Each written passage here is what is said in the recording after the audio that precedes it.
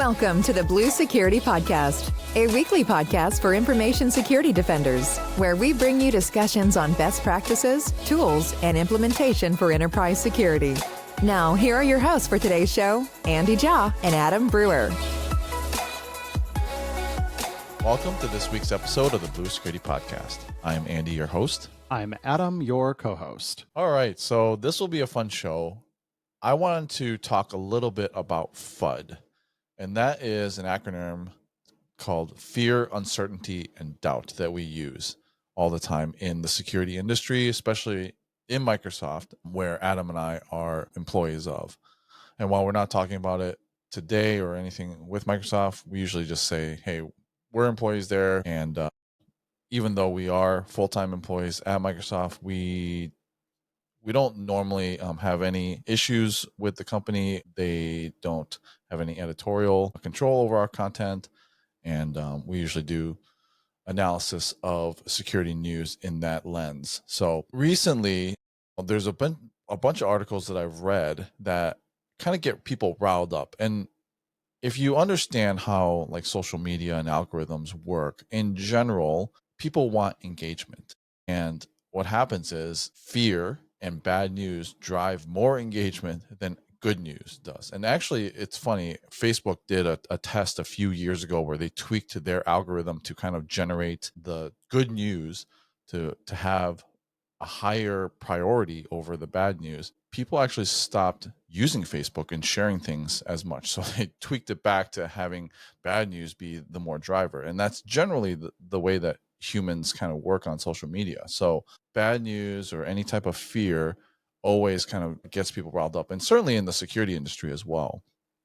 When we see something, we are like, oh my God, like this just happened. Like we need to check and see if this is happening in our environment. So I wanted to talk through some of these articles that I just found recently that to me are kind of bogus. You know, they're things that I would use as an example that are exactly what I would call FUD, because they drive fear, uncertainty, but they're really nothing. They're not an issue. So here's an example.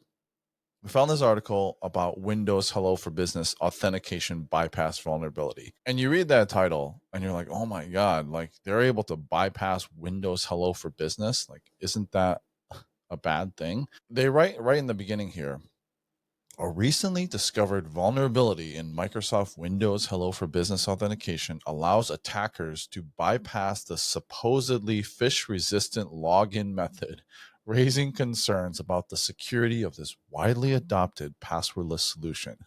I saw you roll your eyes, Adam. It's so funny how they write this stuff. And they wrote this next part. They said, this is achieved by changing the is FIDO supported parameter to false or altering the user agent header to an unsupported value, thus bypassing the intended secure authentication method of Windows Hello for Business. Now, here are the technical details. It is always interesting to see how they do this. They do this by intercepting the authentication request using like a tool like Burp Suite, which is a red team tool that people use all the time. The attackers can intercept the post request sent to login.microsoftonline.com/common/get credential type, and then they modify the request parameter and set it that is FIDO supported parameter to false. And then they downgrade the authentication. So it tricks the system into downgrading an authentication method from Windows Hello for Business to a less secure method, such as a simple password or non-phishable method. So essentially, all they're doing is downgrading the Windows Hello for Business part to a less secure method, which then can be, of course, further attacked, right? So if you are able to use a non-simple password, maybe then you can capture the hash or something like that, or maybe you have the password that you can brute force, so on and so forth. So it's not just all of a sudden the system is vulnerable. They're able to kind of quote unquote bypass the Windows Hello for Business part. The thing is with this one is that if a company doesn't have a policy in place to use phish resistant MFA, of course, downgrading it will then allow the attacker to use the less secure method. If you mitigate this by using a conditional access policy to say, must use phish resistant MFA in the authentication strengths within conditional access, which we've talked about multiple times, then this attack is nullified. You can't, if you already have a policy that says must use phish resistant MFA, if you downgrade it, you won't be able to log on using a password. So it's kind of like, if you allow less secure authentication methods, then yeah, if an attacker downgrades from your strong one to the less secure one, they will still be able to attack it and get logon credentials. So again, they wrote a whole article on this, and I just think it's by the title, it's based on clicks, it's based on engagement, but in reality, it's something that Adam and I have talked about all the time. We need to move to phish resistant MFA. We need to move to phish resistant authentication methods. And you need to have policies to force that as the condition, not just allow things to be downgraded and to use less secure methods. So what are your thoughts, Adam? I came out pretty strongly against this, and we talked about it in internal chat.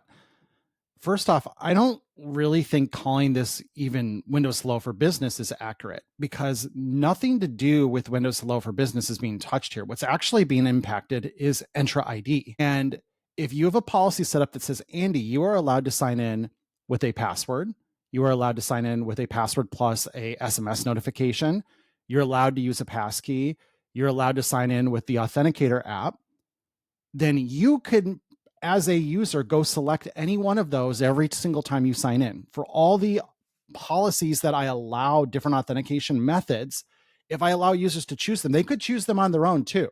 So there's nothing stopping an attacker from calling Andy up and saying, hey, I need you to, when you go to sign in, switch it to the Authenticator app and then give me the code that pops up on the screen or whatever. There's nothing preventing that. If you allow weaker authentication methods, then weaker authentication methods are allowed. All this is a really basic way to surreptitiously, without user engagement, switch to a lower and less secure authentication method. But if your organization doesn't allow that, this does not bypass anything. So at Microsoft, our user identities require phish-resistant multi-factor authentication. We are only allowed to sign in with a passkey or a physical security key like a YubiKey. Those are the only allowed authentication methods. So this would not work against a Microsoft user because we have set policy that requires it. You can't downgrade to FIDO's not supported. We'll just say, well, it looks like you can't sign in today. So to me, there's no bypass here. This is doing something that users could already do and are allowed to do in UI if your policy allows it, doing it more secretively, which is not great. I'm not saying it's nothing, but it's very, very small and very easily mitigated. And oh, by the way, if you're also doing things like requiring managed devices to sign in, that also breaks this as well. So to me, it is a thing. I don't think it's really Windows Hello. I think this is more Entra ID. And to the perfect point, every aspect of this, and I rolled my eyes when you were reading some of the breathless reporting on this, is designed to drive engagement, drive ad impressions, drive clicks. And so much of the reporting in our industry, and this is the worst part about cybersecurity, is that effort is targeted more than clear, accurate, and precise reporting. And it's maybe the most frustrating part of my job and working in this industry is having to constantly deal with Chicken Little yelling the sky is falling. Because in a lot of cases, the sky is not falling. And when the sky actually falls, it's hard to tell because we've heard it over and over, the parable we all learn in preschool about the boy who cried wolf. And there is constant yelling of wolf in the security industry. And it's really problematic because it hides us from actual serious issues. And I don't have to tell everyone listening or viewing how problematic that is. So this is one of those, it is about as close to a nothing burger as you can get. There is something real here. Is it great? No. But at the same time, different authentication technologies need to be able to report what they do and don't support from a, here's what I can do, here's what I can't do. And so this isn't like a vulnerability. This is, yes, we allow, if you're using a third-party IDP, to say, I don't support FIDO. okay, well, here's what this user is allowed to sign in with that's not FIDO. If you have a policy that says that's the only allowed method, that breaks this. So again, this all goes back to what does your policy enable and getting to the right policy. And as Andy mentioned, and I will reiterate, because I don't care how dead the horse is, we need to be actively migrating to phish resistant multi-factor authentication methods. These are not flying cars. These are real things. We did it for 200,000 employees and vendors and contractors at Microsoft. And not all of them are software engineers. Not all of them are technical. There are plenty of salespeople I work with who can barely open a laptop, and they use phish resistant MFA full time today. You can do it too. I have faith in you. I believe in you. I believe in your people. So start making the move and start cutting off these weak and outdated and insecure authentication methods. Attackers don't break in, they log in. And you know what was interesting? I was thinking about this as I was scoping the show notes last night. This is not a movement or program that is new to anyone, like, you know, the authentication method, MFA, phish resistant. This motion should have already happened at your organization, where you move to MFA, like you move from password plus username to password plus MFA. Like that was something you did at some point in the company. Everyone has gone through that. And users, we've talked about this before, Adam, like users are more technical, they're more adept now, like they understand the security motions. They may not always agree with them or you know, like, but I think organizations need to have more trust in their users to be able to move to this, instead of having this whole communication thing and communication plan. I think that's all good. Like, yes, have a communication plan, but put the communication plan out. This is what we're moving to. This is the day we're going. This is what you're going to see, and just do it. Like, users are going to fall in line, and just have your help desk ready to field those calls, because there are going to be some folks who will need to be walked through it. But MFA is not anything new, and the experience of Passkeys is almost exactly the same as an MFA experience. It's just that that passkey is now on your phone, right? Now, of course, there are like some folks in the field, or, you know, or frontline workers who still, I know there are companies and I know there are people out there who don't have smartphones, and you can prepare for those, like maybe with a FIDO2 key, you know, like a USB or something like that. But this is a movement that you should exercise. Like, this is something that you've done before, and you just do it again. And it's funny because I do this every day. Windows 365 and AVD is one of the few applications at Microsoft that you can use on a non-managed machine by design, because obviously, like, if I have to manage my machine, it's kind of silly to have to use Windows Virtual Desktop or Azure Virtual Desktop to get into the environment. But when I log into Azure Virtual Desktop on my machine, there's no password. Like, it's either I use my phone as a passkey or I use a security key. That's it. So if I don't have either of those two things, I don't get to log in. So like Adam said, this is something that every single Microsoft employee has to do for every single application.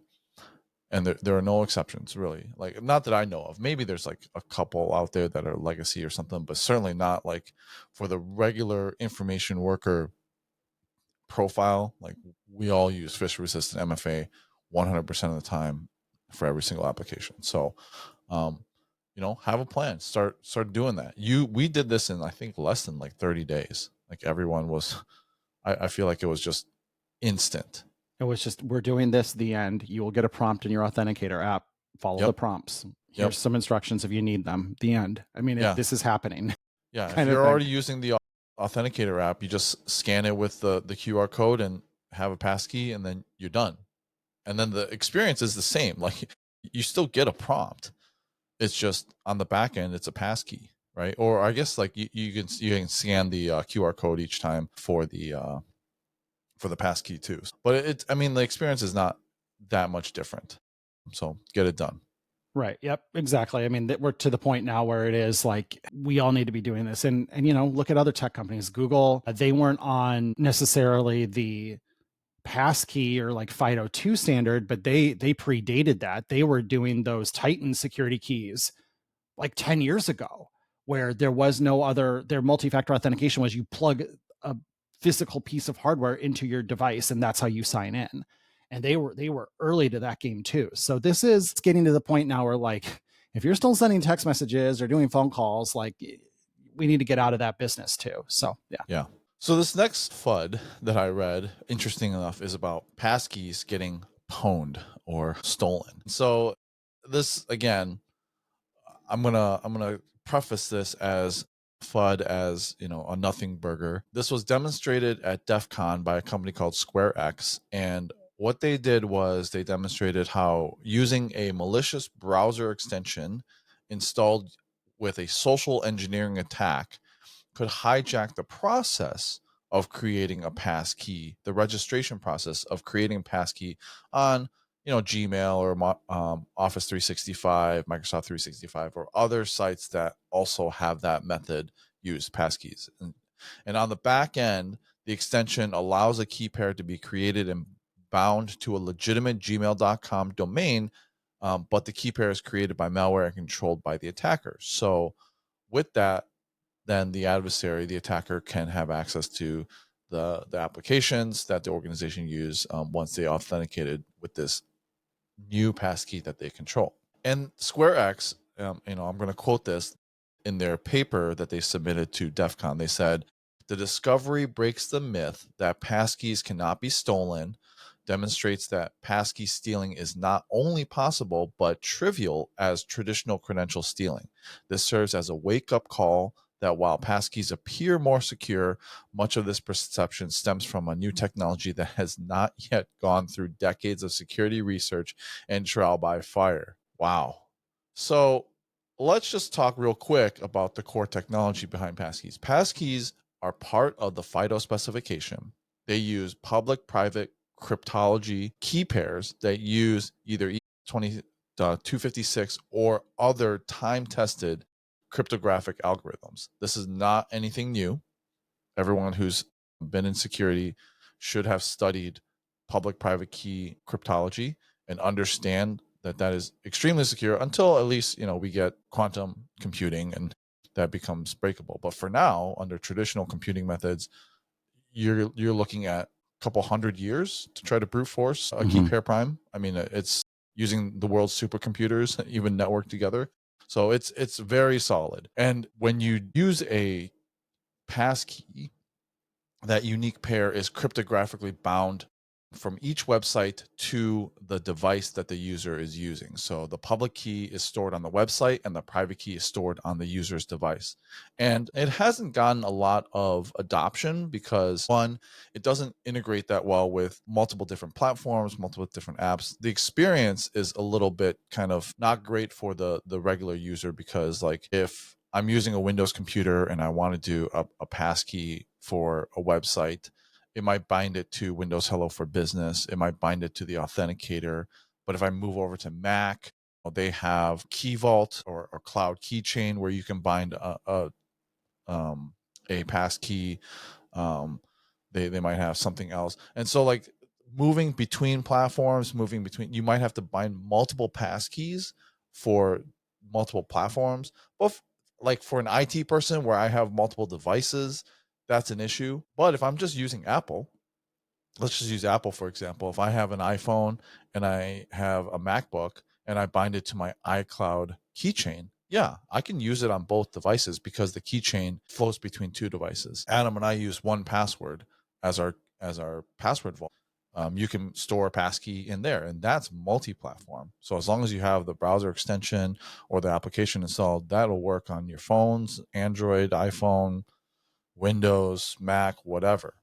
So there are methods that you can help, you know, the users who may not have as much technical know-how and have it be synced across. But basically, this whole article is FUD because the passkey itself is not being stolen. If the user already has a passkey that is stored and they've already registered a passkey, this whole attack will fail.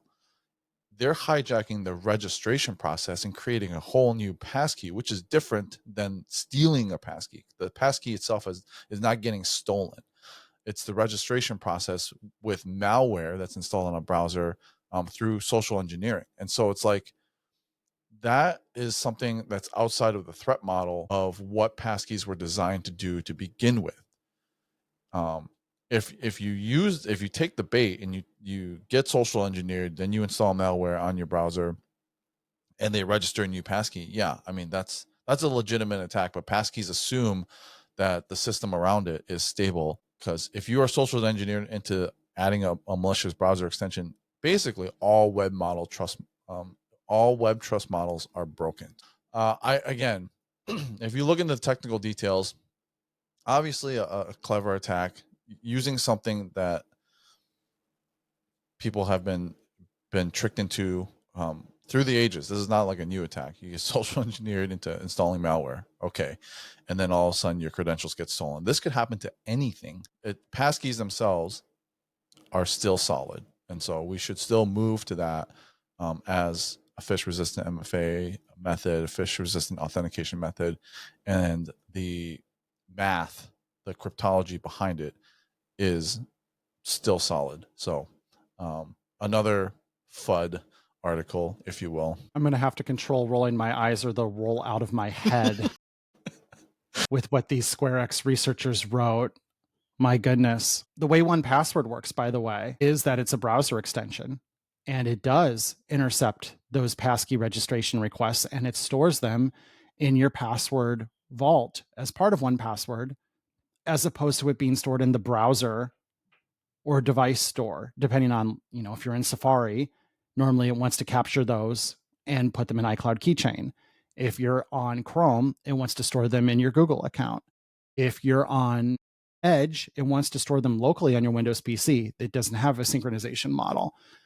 And if you have 1Password installed on any of those browsers, it will intercept that request and say, hey, do you want to put this in your 1Password vault? Which, yes, I do. That's exactly what I want. Because to Andy's point, right now, the only way you get platform synchronized passkeys is by using a password vault. It's the only way to do that, because otherwise the platform vendors are going to do what they do, which is they're going to be really good about being on their own platform. And so Apple, yeah, if you're all in on the Apple platform and you've got a MacBook and you've got an iPad and an iPhone, your iCloud Keychain syncs your passkeys seamlessly and beautifully between all of them. It's incredible. Well done, Apple.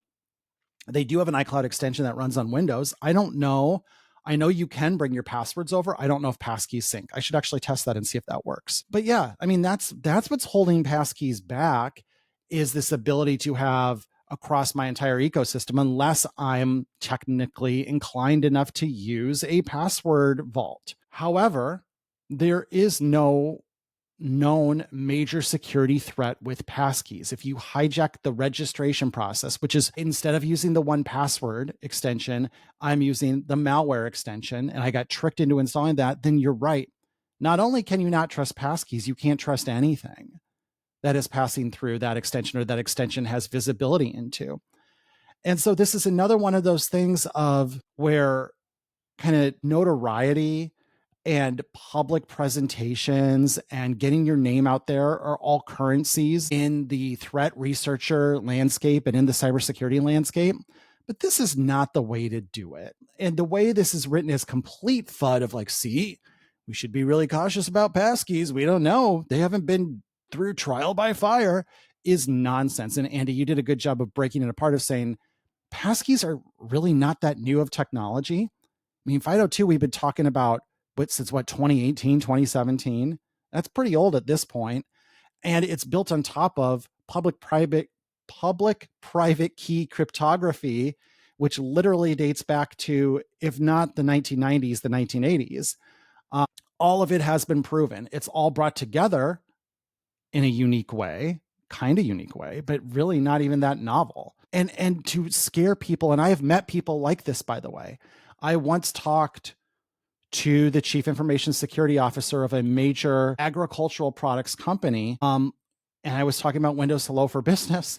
And because of FUD like this and other things, he was of the opinion they should just stick with passwords. And that is the damaging effect this has on people, to where even really smart people in really powerful leadership positions can take really not proven or not supported positions on technology that are frankly untrue. And that's really devastating for our chances to move this industry forward. So crying wolf and trying to scare people off of using passkeys, when we just talked about the previous example on the benefits of doing that, is hurtful to this industry as an overall perspective. And that's just disappointing, right? Because we have enough adversaries in the world who are trying to attack us. We don't need to make it harder on ourselves, right? As defenders. And this is really harmful ultimately. And it's why I take such a strong stance against it,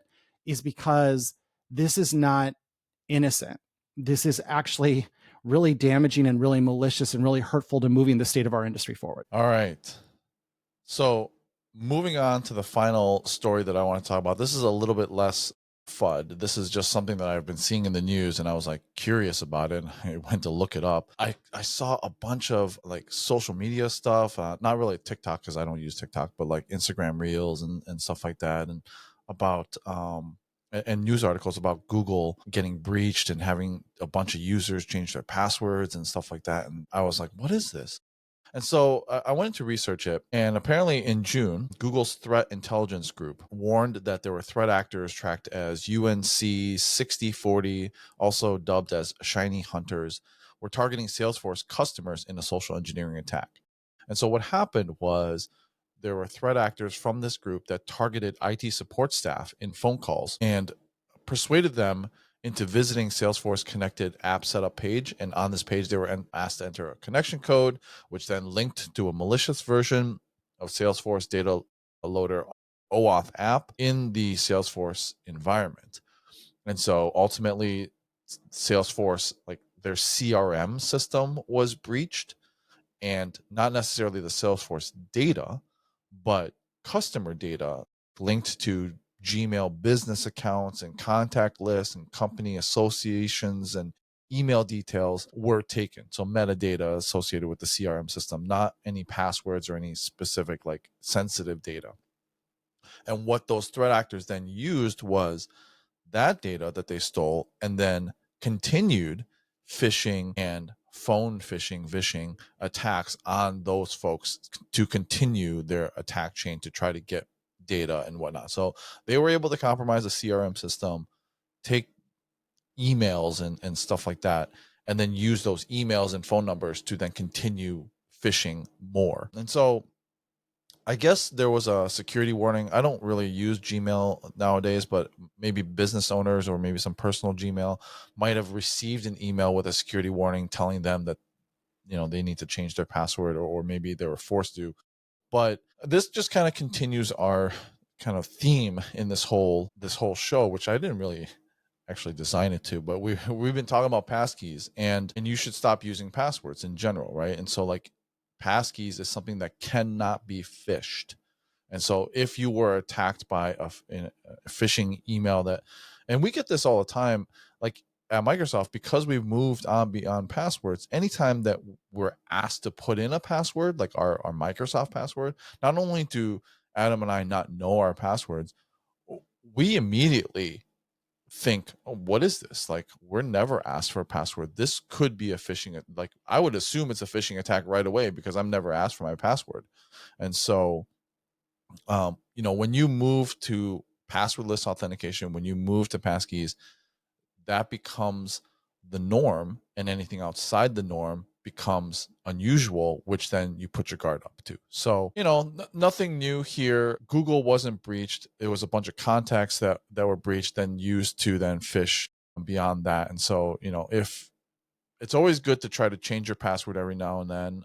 My personal Gmail account, which I've had for a few decades now, I think they don't have a limit on their password. So I think I put it into like one password that's like a 100-character password or something like. I mean, it's just ridiculous. I'm never going to enter it in. I've switched to Passkeys for my Google account as well. And what's great, here's another plug. We're not sponsored by 1Password or anything like that, but another plug for 1Password, which I just checked to see if it was still there is they have this watchtower feature within their password vault, and it kind of does checks on your, like LastPass, which I used before, had this too. Like they could tell if you have a weak password or repeat passwords.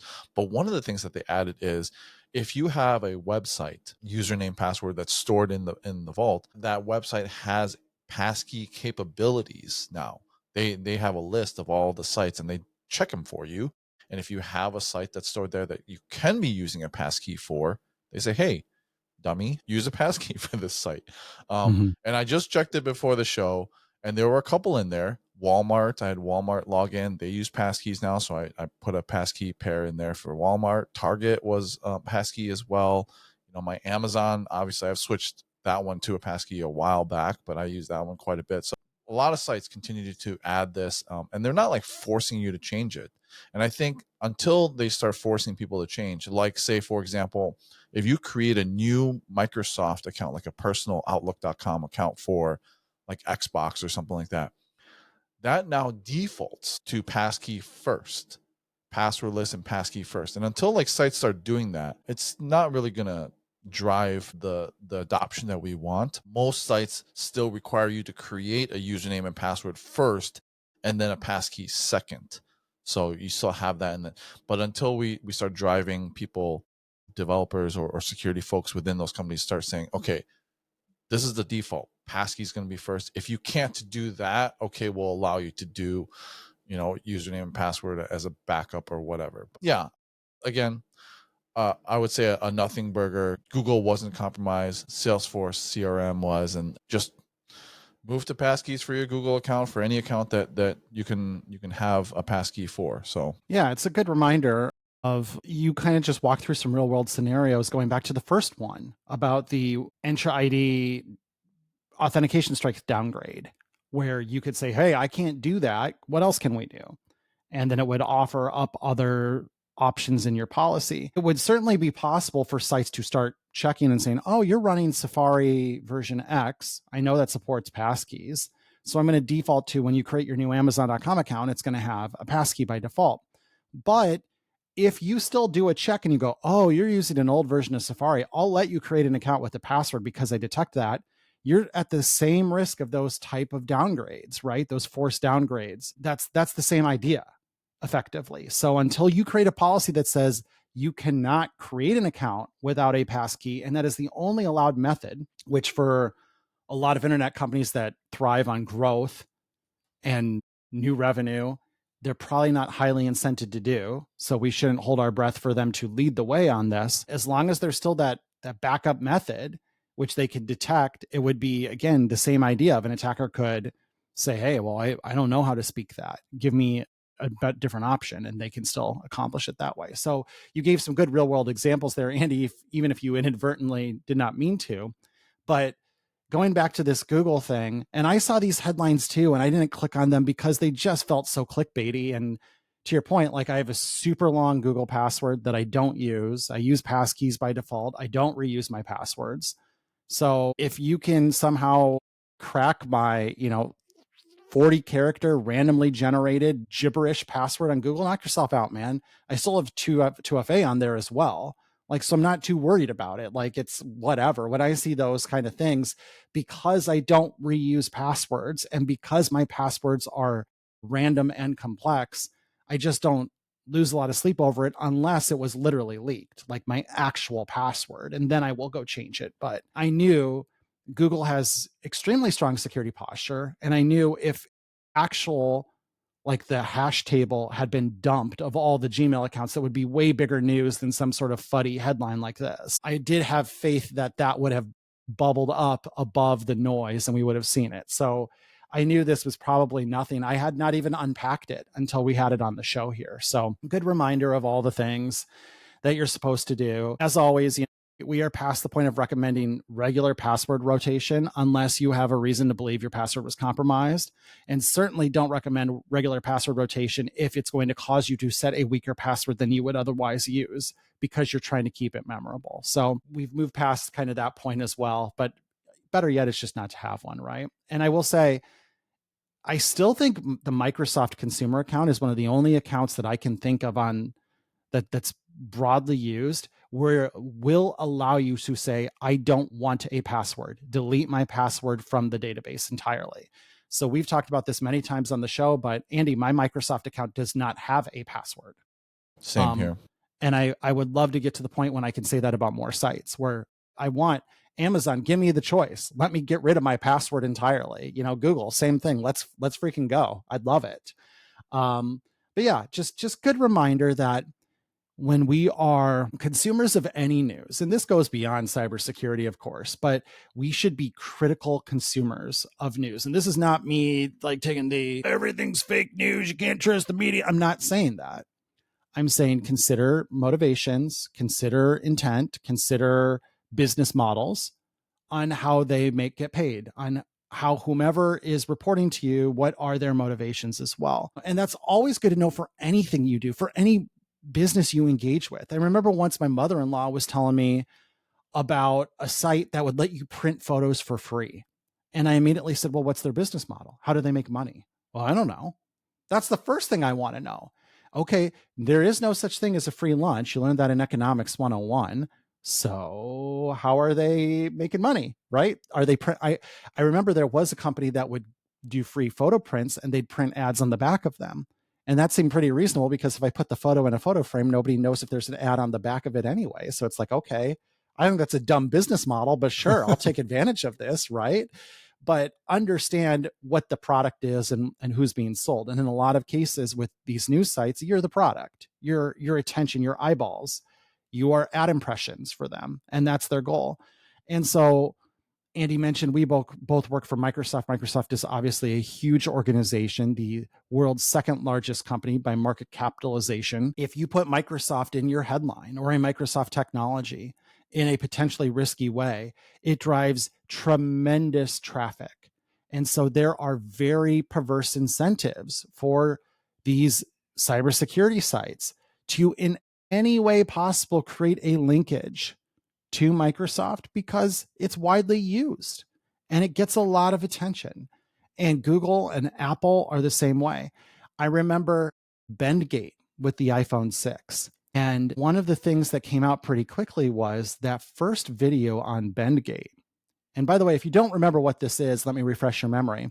The iPhone is constructed from a milled sheet of aluminum.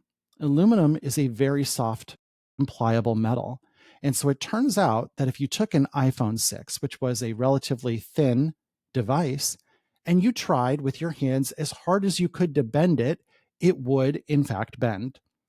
And somehow at the time in 2011 or 2012, whenever this was breaking news. This was internet breaking news. That video got so many impressions on YouTube that by most estimates, it was figured the person who posted that video made hundreds of thousands of dollars in YouTube ad impressions and YouTube ad payouts because it's the iPhone and it's the big deal. And each new iPhone release was a big deal. And this got posted right after the launch of the iPhone 6, which was a huge year for Apple because it was the first time they moved to bigger screens. They moved away from the small 4-inch display on the iPhone 5S and got to 4.7 inch. And then they even had the 5.5 inch, the 6 Plus too. That was a huge deal. That was a huge launch that year. And they capitalized on that attention. And they made a lot of money in telling people that it was such shocking news that a device made from aluminum and a millimeter thin sheet of glass could be bent. It just boggles the mind. So people can make a lot of money on reporting things in the right way and convincing you they are telling you something that's novel or new or interesting when it's none of those things. Like going back to the first thing we talked about, the Windows Hello for Business bypass really was saying users are allowed to sign in with whatever authentication methods your policies allow. Well, that's way less exciting, isn't it? But it's true. If you allow users to sign in with the password and SMS, guess what? They can sign in with the password and SMS and all the risks inherent with SMS messages like SIM swapping, easy phishing. Hey, send me that code you just got. I'm sending you a text message. I'm your help desk. All of those risks are still there. It's absolutely nothing. Just like I'm making fun of, turns out a device made of aluminum can be bent. you need to understand that, especially when you get with these big brands, Google, Apple, Microsoft, it's incredibly financially lucrative to report on them. And so you need to, your first grain of salt in your mind as you're looking and reading at this as a critical consumer of media is, boy, somebody's trying to make a lot of money on this. And maybe I should read very carefully as to how much of a risk is this really? And how impacted am I by this really? Before we start forwarding that email around to all of our executives and getting their hair on fire. Just some food for thought. All right. Well, that's our show for this week.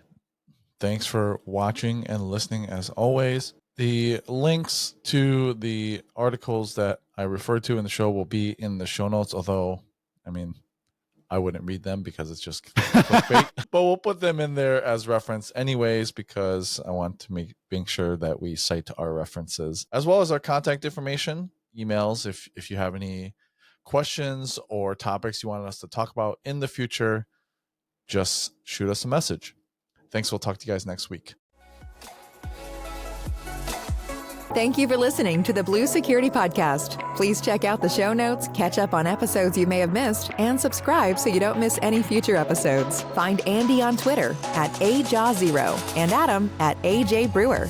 See you at our next episode.